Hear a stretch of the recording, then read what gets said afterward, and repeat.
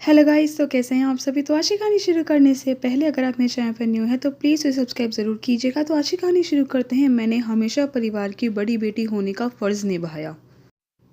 मैंने जब से भाभी से वीडियो कॉल पर बात करी है, मेरे मन में कुछ चटक सा गया। मेरे बेडरूम को अपने बेटे के लिए मेकओवर करवाने से पहले एक बार भी उन्होंने मुझसे पूछना ज़रूरी नहीं समझा। भाभी कितने आराम से बेडरूम का फर्नीचर पेंट दिखा रही थी। 6 महीने ही तो हुए हैं मुझे मुंबई आए हुए और उन्होंने मुझे घर से बेदखल कर दिया। अपने घर की बड़ी बेटी होने के मैंने बखूबी फ़र्ज़ निभाए।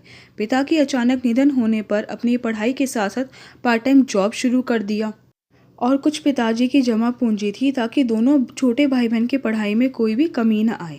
भाई और बहन की धूमधाम से शादी कराई। शादी कराने के बाद भाई के साथ चंडीगढ़ में रहने लगी। जब मुझे बुआ कहने वाला आया तो बस वही मेरी ज़िंदगी का लक्ष्य बन गया। पर जॉब के लिए मुंबई ट्रांसफ़र ने उसके सारे भ्रम तोड़ दिए। पहले कुछ दिन तो हर रोज़ कभी भाई तो कभी भाभी का फ़ोन आता था। कैसी हो दीदी, हमारा मन नहीं लगता आपके बिना, मोनू भी आपको बहुत याद करता है। मगर अब मैं खुद ही फ़ोन मिलाती हूँ तो जैसे सब डिस्टर्ब से हो जाते हैं और बोलते हैं दीदी बाज़ार तक जा रही हूँ, आकर बात करूँगी। बुआ अभी मैं खेल रहा हूँ। दीदी हम ठीक हैं, आप अपना ध्यान रखना, ज़रा ऑफिस का काम है, बाद में फ़ोन करता हूँ। और छोटी बहन ससुराल क्या गई, मानो उससे ज़्यादा बिजी तो कोई है ही नहीं। फ़ोन करो तो कहती है दीदी आपके तो मज़े हैं, ससुराल की ज़िम्मेदारी निभाना आसान नहीं होता। माँ तो पहले ही नहीं थी, फिर पापा भी चले गए। ऐसा कोई नहीं था जो प्यार के दो मीठे बोल बोल सके। कान तरसने लगे थे। पर जब उसके लिए एक कलीग विहान ने उसके आगे शादी का प्रस्ताव रखा तो वह सोच में पड़ गई थी। उसने यह सारी बातें अपनी सहेली काजल को बताई तो वह बोली, तान्या तुम क्यों इतना सोच रही हो, विहान तो तुझे कितना पसंद करता है। तो मैंने कहा इस उम्र में शादी, 40 से ऊपर की हो चुकी हूँ और भाई बहन क्या कहेंगे। तो वह कहने लगी सबके बारे में सोचते सोचते उम्र के इस पड़ाव पर पहुँच गई है। अब तो अपनी खुशी देख और शादी के लिए हाँ कर दे। जिंदगी ने मौका दिया है, खुशियों को ठुकरा मत। मैंने उसकी बातों पर विचार करा और रात को डिनर पर विहान को बुलाकर शादी के लिए हाँ कर दिया।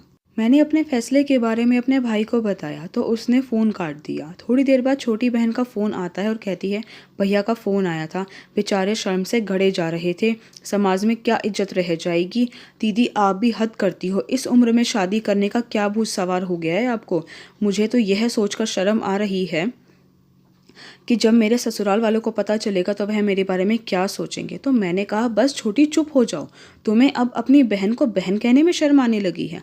मैंने तुम दोनों के लिए अपनी ज़िंदगी त्याग दी, पर तुम लोगों ने कभी नहीं सोचा कि हमारी बहन इतनी लंबी ज़िंदगी अकेले कैसे बिताएगी। पर अब मैंने फैसला कर लिया है, तुम सब आते तो मेरी खुशी डबल हो जाती।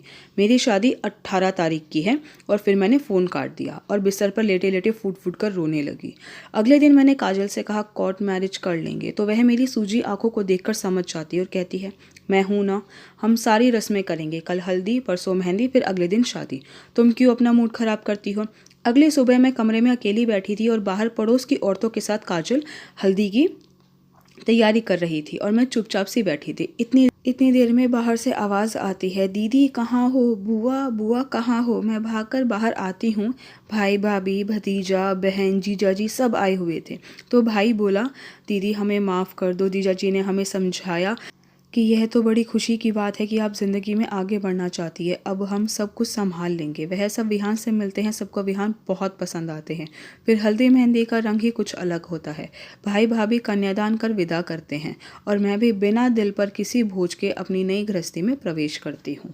आई होप गाइस कि आपको आज की वीडियो पसंद आई हो। आपको मेरी वीडियो पसंद आई है तो प्लीज़ उसे लाइक ज़रूर कीजिएगा, शेयर कीजिएगा, मुझे कमेंट करके बताइएगा आपको मेरी वीडियो कैसी लगी। अगर आपने अभी तक मेरे चैनल को सब्सक्राइब नहीं किया है तो प्लीज़ उसे सब्सक्राइब ज़रूर कीजिएगा। Thank you so much guys मेरी वीडियो देखने के लिए।